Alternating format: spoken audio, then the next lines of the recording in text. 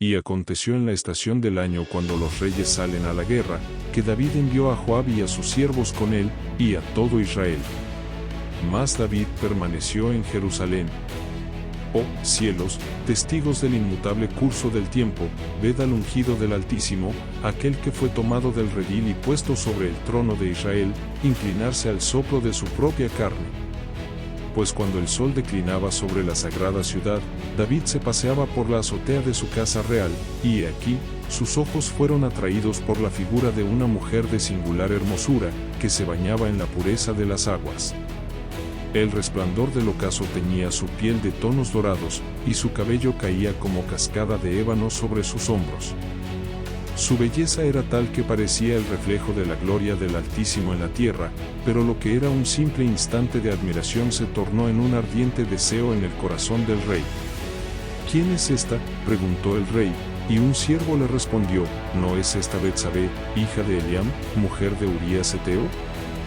Mas la pasión, cual río desbordado, cegó el corazón del ungido de Jehová. No pensó en la fidelidad de Urías, su siervo valiente, ni en la ley de Dios que prohibía tomar la mujer de otro. En lugar de ello, envió mensajeros y la tomó para sí.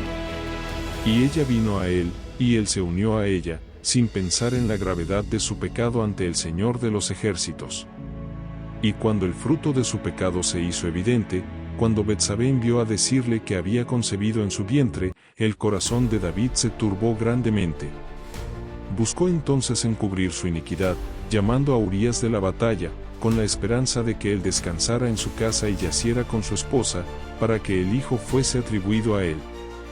Pero Urías, más noble que su rey, rehusó tomar descanso, diciendo, el arca y el ejército de Jehová están en tiendas, y mis hermanos en batalla.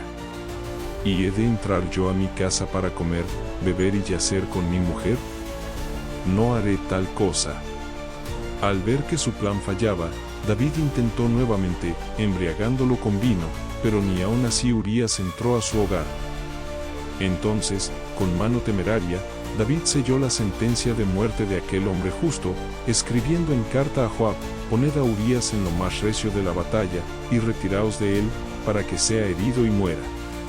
Y así fue hecho, y Urías cayó como un cordero llevado al matadero. Y después del luto de Betsabé, David la tomó por esposa, y pareció al hombre que su pecado quedaba olvidado.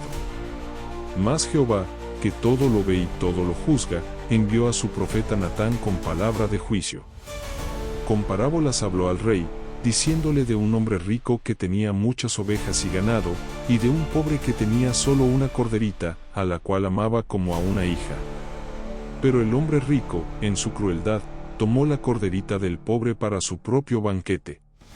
Y David, encendido en ira, exclamó, tal hombre es digno de muerte. Mas el profeta, con voz de trueno, le dijo, tú eres aquel hombre. El peso de su pecado cayó entonces sobre él como una montaña, y su corazón se quebrantó. He pecado contra Jehová, clamó con angustia. Y aunque el Altísimo en su misericordia le perdonó la vida, el juicio de su pecado no fue retirado.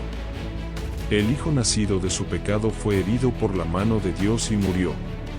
Y aún más, la espada no se apartó de su casa. Amnón, su primogénito, fue consumido por la lujuria y deshonró a su hermana Tamar, desatando el desprecio y la furia en la casa de David. Absalón, su hijo amado, vengó la afrenta de Tamar, derramando la sangre de Amnón y huyendo de la presencia de su padre. Y cuando volvió a Jerusalén, su corazón estaba lleno de amargura y rebelión, y se alzó contra su propio padre, deseando arrebatarle el trono. En su insensatez, Absalón se lanzó a la batalla contra su padre, y aunque David lloraba y rogaba que no mataran a su hijo, la justicia del Altísimo no podía ser evitada. En el bosque de Efraín, la cabellera de Absalón quedó atrapada en las ramas de un gran roble, y Joab, general de David, traspasó su corazón con lanzas. Cuando la noticia llegó a los oídos de David, él se rasgó las vestiduras y clamó con gran amargura, Hijo mío, Absalón, hijo mío. Quien me diera que yo hubiera muerto en tu lugar. Así se cumplió la palabra de Jehová, que había dicho, He aquí, yo levantaré el mal contra ti de tu misma casa. Y aunque David halló gracia a los ojos del Altísimo y su trono fue establecido para siempre, el precio de su pecado se vio en la ruina de sus hijos y en el dolor de su corazón. Y por generaciones se contaría su historia, no solo como la del gran rey de Israel, sino como la del hombre que, aunque amado por Dios, pagó un alto precio por su transgresión. Oh, generaciones, ved y entended, el Altísimo es lento para la ira y grande en misericordia, mas su justicia no deja impune la iniquidad.